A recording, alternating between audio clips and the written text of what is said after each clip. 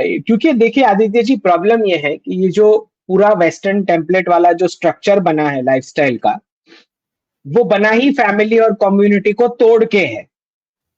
अब फिर जब उसका इफेक्ट दिखाई दे रहा है, इल इफेक्ट या कॉन्सिक्वेंसेस दिखाई दे रहे हैं, तो बोल रहे हैं कि स्टेट को पूछो, वो सॉल्यूशन लाके देगा। स्टेट क्यों लाके देगा? तुमने खुद तुम्हारी फैमिली तोड़ी है, तुमने मिसबिहेव किया है पेरेंट्स के साथ, तुमने पेरेंट्स को रिप्लेस किया मेड्स और पता नहीं पेरेंटिंग भी आउटसोर्स कर दिया, तुमने करी है ये सारी हरकतें वेस्ट को कॉपी करने के चक्कर में। और एक्सपर्ट्स ने तुमको बताया ऐसा करना मतलब मॉडर्न मॉडर्न होने का डेफिनेशन ये होता है, और आपने मान लिया। तो उसी का फिर आप सारे नतीजा भुगतो फिर आप, राइट? क्योंकि मैं तो, जो आप मेरे ट्वीट्स पढ़ते ही होंगे, जो मैं बता रहा हूँ कि पूरा इमोशनल क्वोशंट जो होता है वो ग्रैंड पेरेंट्स के थ्रू ही ट्रांसफर हो सकता है, पेरेंट्स भी नहीं कर सकते। पेरेंट्स थोड़ा छोटा मोटा आईक्यू का इम्पैक्ट ट्रांसफर कर सकते हैं बच्चों को, लेकिन पूरा इमोशनल क्वोशंट जो है वो ग्रैंड पेरेंट्स से ही ट्रांसफर होता है। तो जो बच्चे ग्रैंड पेरेंट्स की एब्सेंस में बड़े हुए हैं, और ईक्यू का कितना बड़ा रोल है आदित्य जी जिंदगी में, अबाउट 70% आपका सेल्फ आइडेंटिटी के आप अपनी लाइफ को क्या परसीव कर रहे हो इमोशनली, वो ईक्यू के ऊपर डिपेंडेंट है। तो अगर आप बड़े हुए हो जहां पे ग्रैंड पेरेंट्स का टोटल एब्सेंस है, तो आपने अपना सेल्फ आइडेंटिफिकेशन 70% खो दिया है। अगर आपका 70% सेल्फ आइडेंटिफिकेशन खो गया है, मतलब अंदर से आपको अपने ओरिजिन या रूट्स या विलेज उस सब के ऊपर कोई प्राइड नहीं है, कोई सेल्फ एस्टीम नहीं है, तो फिर आपको ब्रांड्स परचेज करनी पड़ेगी, एप्पल की वॉच लेनी पड़ेगी, ओके, विंडोज ये वो अलग अलग ब्रांड आप पकड़ो फिर, क्योंकि कहीं से सेटिस्फेक्शन मिलना ही नहीं आपको, because there is a total emptiness inside emotionally, emotional quotient आया ही नहीं आपके अंदर, राइट? तो डिस्पाइट बाहर से कोई देख रहा है, बोल रहा है भाई इसके पास तो सब कुछ है लाइफ में, तो ये दुखी क्यों है? लेकिन आप परसीव कर ही नहीं पा रहे हो कि आप खुश हो, क्योंकि इमोशनल क्वोशंट जो ग्रैंड पेरेंट्स के थ्रू पास ऑन होना था वो हुआ ही नहीं, राइट? तो इंटेलेक्चुअल आईक्यू तो आपको मिल जाएगा, कोई सिखा देगा, कोई कोई आप पढ़ लोगे, लेकिन इमोशनल क्वोशंट तो ग्रैंड पेरेंट्स के अलावा आ ही नहीं सकता है, ठीक? तो एक जो मैं सनातन इकोनॉमिक्स मॉडल में बोलता हूं कि पहला 5% शिक्षण जो मदर्स वूम में स्टार्ट होता है, नेक्स्ट 60% जो फादर और कम्युनिटी पारिवारिक शिक्षण जिसे बोलते हैं, 10% क्लासरूम होता है, और 25% जो मार्केट में हम डीप डाइव करते हैं वो एजुकेशन होता है। तो आज खाली दुनिया में 10% क्लासरूम वाला ही हो रहा है, बाकी का पूरा शिक्षण हटा दिया गया है। और वो किसने हटा दिया है? वो कंपनीज और स्टेट ने हटा दिया है, और आपने खुद। तो ये आपको रिवर्स करना पड़ेगा। जो आपको बताया गया कि भाई दादाजी तो डांटते हैं, उससे अच्छा बैंक से लोन ले लो, दादाजी तो एंटरप्रेन्योर मना करते हैं, टोकते हैं, पेट्रियार्की बोला गया, बराबर? यही सब, क्योंकि ये सारे प्रॉफिट्स जो है ये फैमिली के प्रॉफिट्स होने चाहिए थे, बैंकिंग के, इंश्योरेंस के, ये सारे स्कूलिंग के, ये सारे प्रॉफिट्स एक्चुअली फैमिली के प्रॉफिट्स होने चाहिए थे। तो आपसे कैपिटल ले लिया गया, कंपनीज के हाथ में दे दिया गया, आप बन गए जॉबर्स, राइट? तो ये जितनी भी रिवर्सल जो डीकोलोनाइजेशन की प्रोसेस है, मैं मानता हूं आदित्य जी इसमें सरकार ने जो करना चाहिए एटलीस्ट वो उनका भाग तो वो निभा रहे हैं। आज भी एक बड़ा चेंज आया है कि भाई पीएचडी आपको कोई भी डोमेन में करना हो आप कर सकते हो, वो छूट दे दी गई, चाहे आपका अंडर ग्रेजुएशन किसी में भी हुआ हो। तो गवर्नमेंट अपनी ओर से सारे स्टेप्स ले रही है, लेकिन आप एज अ सोसाइटी अगर आपको नहीं समझ में आ रहा कि आपको कौन सी डायरेक्शन में जाना है, दैट्स अ प्रॉब्लम। अगर आप वही लुटियंस एक्सपर्ट गधों को सुनते रहोगे, तो आपकी फैमिली और कम्युनिटी लाइफ और ज्यादा डिटेरियोरेट होती ही जाएगी, होती ही जाएगी, राइट? क्राइसिस के टाइम पे कोई नहीं आता फैमिली और कम्युनिटी के अलावा। तो अगर आप इंतजार कर रहे हो कि कोई आके बचाएगा जब क्राइसिस होगा, कोई नहीं आने वाला, बता रहा हूँ।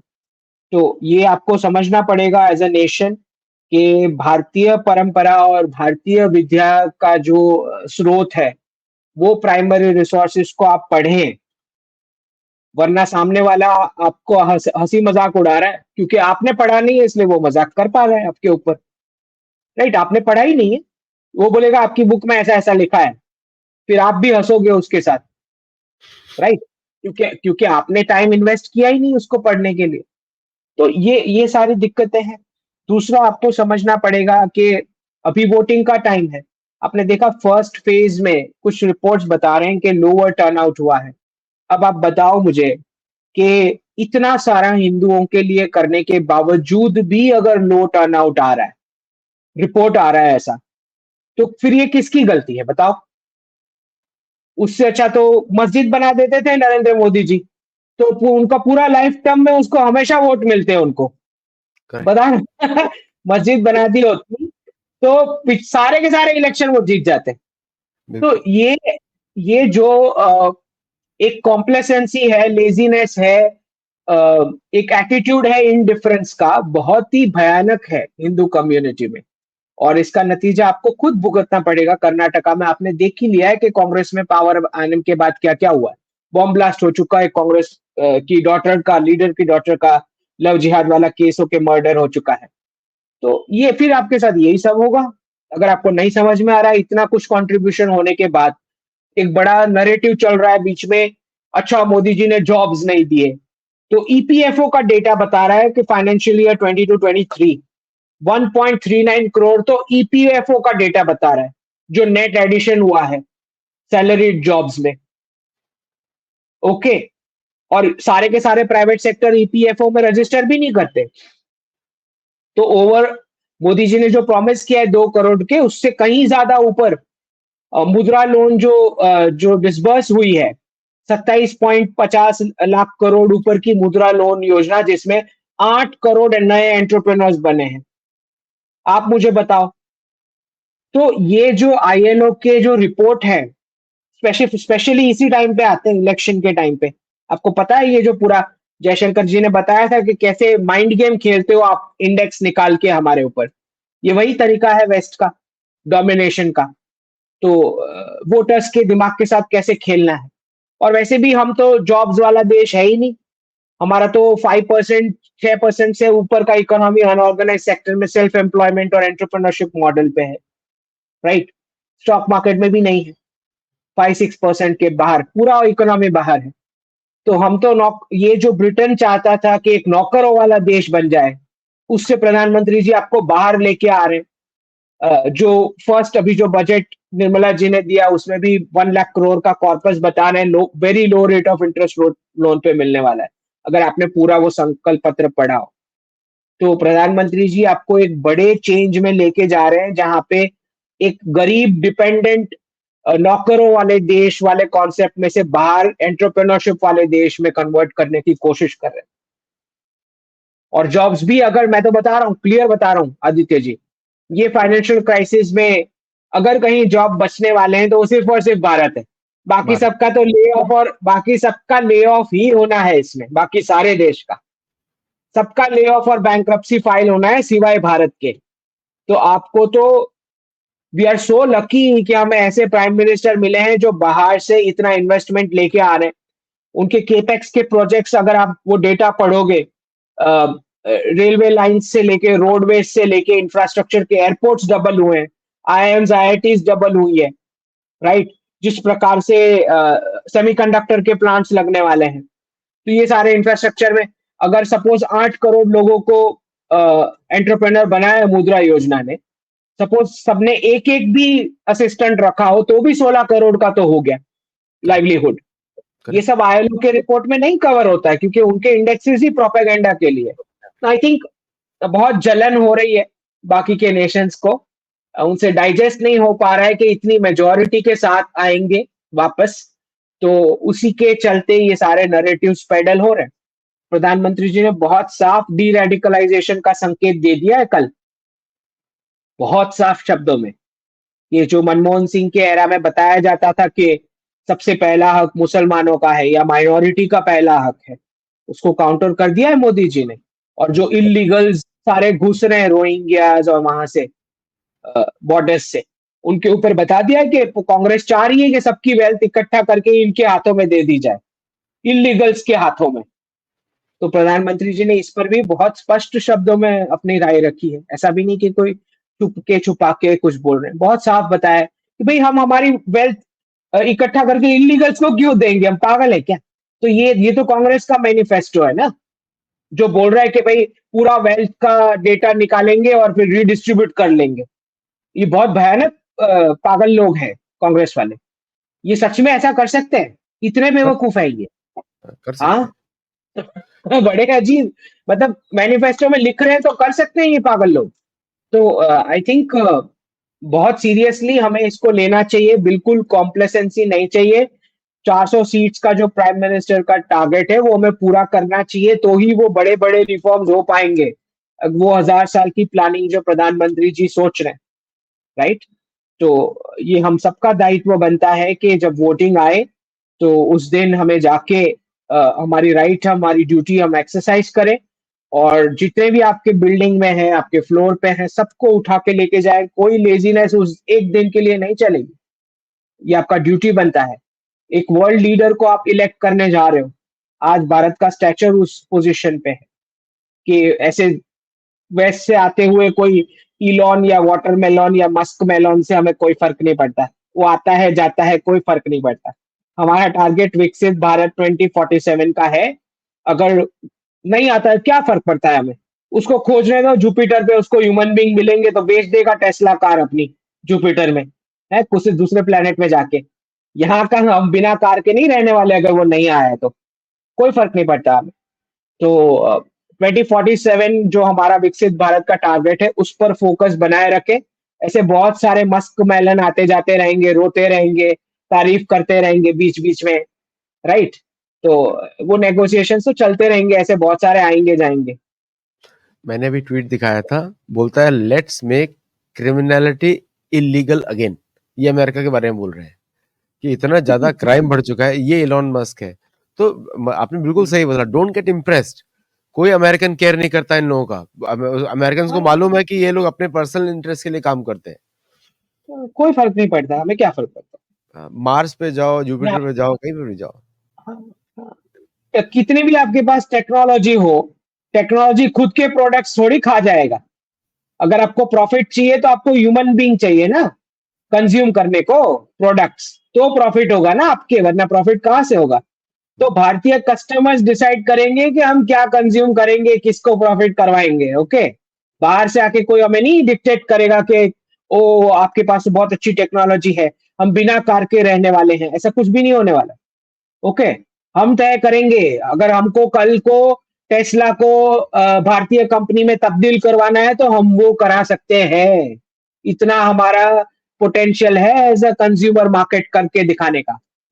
तो ये बाहर से करते रहने दो उनको, जो उंगली कर रहे हैं अभी इलेक्शन के टाइम पे, बाद में देखी जाएगी। नहीं, बट आपने बिल्कुल सही बोला। दर्शकों से जो भी देख रहे हैं, बात को फैलाएं, कंप्लेसेंसी बिल्कुल ना रखें, बाहर जाएं, वोट करें। जहां भी आप जा रहे हैं, अपने साथ में सभी दोस्तों को लेकर जाएं, परिवार को लेकर जाएं। एक अभी बहुत सारे क्वेश्चंस भी आ रहे हैं, लेकिन मैं सबके क्वेश्चंस लूंगा 10 मिनट के बाद। सबके क्वेश्चंस लूंगा मैं।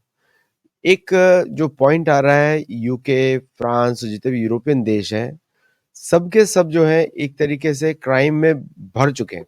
You already said it before. और इनका इंडिविजुअल इकोनॉमीज पेपर के अलावा कुछ है ही नहीं, बचा ही नहीं है कुछ भी। आप मुझे बताइए कि अगर एक इतनी आपने $2 बिलियन की ट्रेन लगाई और उसमें दिन में से 25 लोग जा रहे हैं, तो उसका इकोनॉमिक रिकवरी तो है ही नहीं कहीं पर।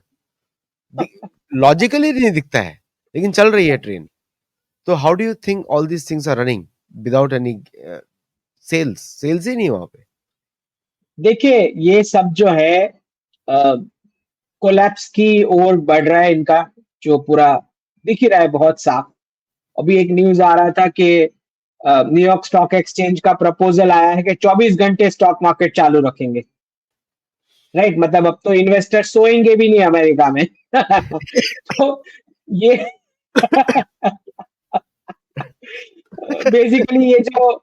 बेसिकली ये जो डी डॉलराइजेशन की जो स्क्रिप्ट है, इसमें अगर ये अप्रूव होता है तो इसका मतलब होता है कि एशिया के स्टॉक मार्केट के साथ टाइम किया जा रहा है न्यूयॉर्क स्टॉक एक्सचेंज को।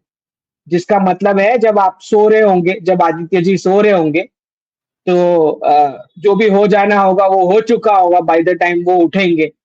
और जो प्रेसिडेंट बाइडेन है वो आइसक्रीम खाते खाते बताएंगे आपको रात को हुआ मुझे क्या मालूम।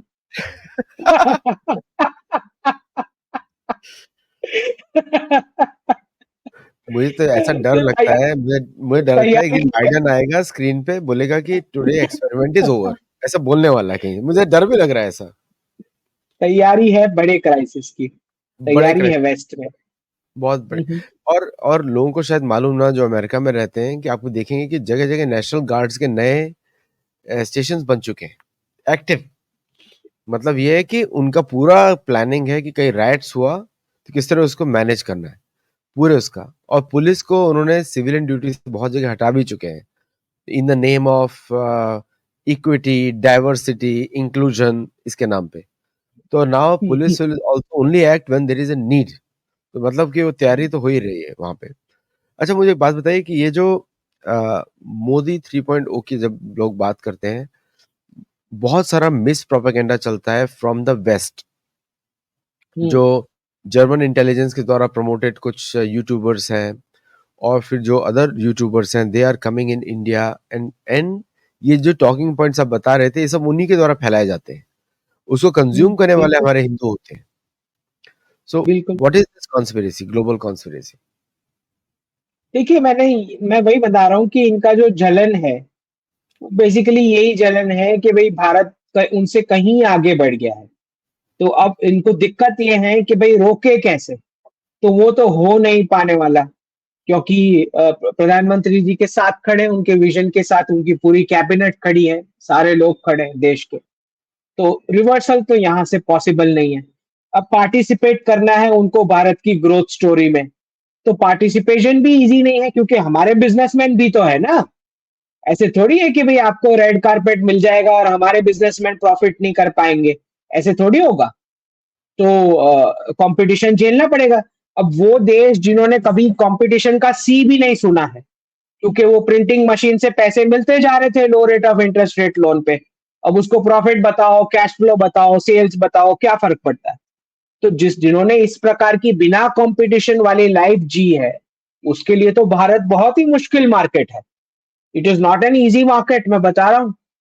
अगर क्योंकि मैं तो एनआरआईज को कंसल्टेशन देता हूं, मुझे पता है सबसे पहला क्वेश्चन ही ये आता है कि मैं वहां के काम क्या करूंगा, क्योंकि कभी झेला ही नहीं है ना कंपटीशन। एब्राहमिक सोसाइटी में जहां आजू बाजू सारे जिनका मेंटल ग्रोथ ही नहीं हो पाया है बिकॉज ऑफ कमांडमेंट्स, क्योंकि एब्राहमिक रिलीजन में कमांडमेंट्स होते हैं, तो क्वेश्चनिंग का एटीट्यूड तो है ही नहीं। तो जिसका ब्रेन डेवलप ही नहीं हुआ उसके बीच में रह रहे थे। अब सडनली भारत वापस आना है उन एनआरआईज को, तो यहाँ के क्या करेंगे, यहाँ पे तो सबके सब दिमाग वाले।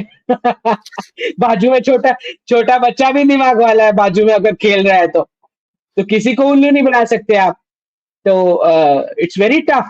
तो बिल्कुल वैसे ही यहाँ पे इंडियन बिजनेसमैन है जो ऑलरेडी एस्टैब्लिश्ड है, तो ऐसे थोड़ी है कि यहाँ पे कोई इजी एंट्री है इधर। तो आई थिंक थोड़ा ये टसल इस बात का है कि भाई भारतीय बिजनेसमैन को ज्यादा प्रेफरेंस मिलेगी। अब वो तो जाहिर सी बात है कि भाई भारतीय बिजनेसमैन को ज्यादा प्रेफरेंस मिलेगी आपके कंपैरिजन में। तो थोड़ा वो व्हाइट रेसिज्म वाला मामला है कि भाई ब्राउन स्किन वाला हमारे सर पे आके बैठेगा, तो ऐसा तो होगा, राइट। क्योंकि जो मैं बताता हूँ कि भाई भारतीय सिटीजन्स के पास इतना गोल्ड है जो पूरे प्लेनेट पे किसी के पास नहीं है। तो जब तक क्राइसिस एंड होगा तब तक तो सबको समझ आ चुका होगा कि gold is actually the currency, it is not the investment, it is actually the currency itself. ये सबको पता लग जाएगी बात, राइट। तो उसी की दिक्कत है कि परचेजिंग पावर भारत की इतनी ज्यादा बढ़ने वाली है। जैसे अगर आप गूगल पे या पब्लिक प्लेटफॉर्म पे अगर आप सर्च करके देखोगे कि कितना गोल्ड है भारतीयों के पास, तो उसमें लिखा हुआ आएगा 25,000 टन के आसपास। पर जहां तक मेरी समझ है कम से कम भारतीय सिटीजन्स के पास कम से कम 75,000 टन होगा मिनिमम। ओके, तो आप समझ सकते हैं कि किस प्रकार की परचेजिंग पावर होने वाली है, मतलब compare to other currencies, right. तो आ- मुझे लगता है कि जी क्या बोल रहे